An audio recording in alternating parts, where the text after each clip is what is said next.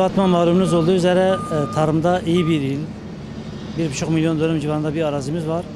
Bunun da yaklaşık olarak geçen sene 59 bin dönümü, bu sene de 55 bin dönüm civarında bir tane mısır ekilişimiz oldu.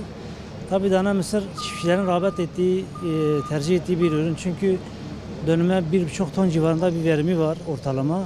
Fakat 1700-1800 kilo alan da var, 1300 kilo alan da var. Fakat ortalamada 1500 kilo olandır.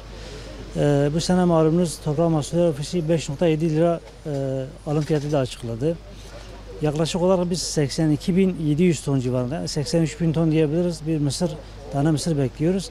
İl geneline katkısı da ekonomik olarak 470 milyon TL'dir. Tabii bu büyük bir rakam. Batman ili çiftçilerine hayırlı olsun inşallah.